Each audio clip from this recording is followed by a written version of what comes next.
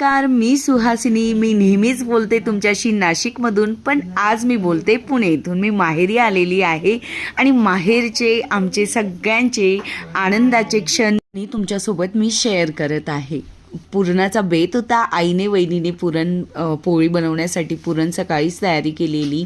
आई पुरणपोळ्या करत होती, वहिनी रस करत होती, कुरडया पापडचं बघत होती आणि छान असं आम्ही जेवण केलं. मग संध्याकाळी आम्ही छान असं सूर्यनारायणाचं दर्शन घेतलं.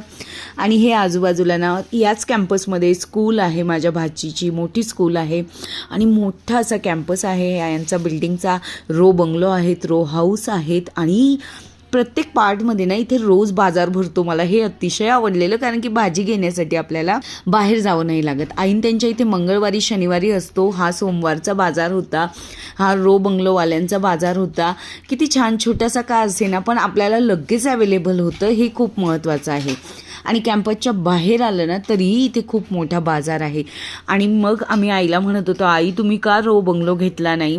पण त्यावेळेस ना हे जेव्हा घर बघायला आले तेव्हा तयार होत होते आणि मग यांनी फ्लॅट घेऊन टाकलेला. मस्तच गणपती बाप्पांचं तिथेच दर्शन घेतलेलं.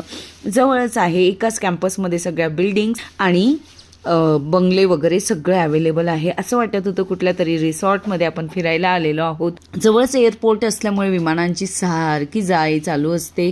संध्याकाळी आम्ही खूप सारे राऊंड मारले, फिरलो, मुलं खेळली. परत भेटूया नवीन व्हिडिओ सोबत.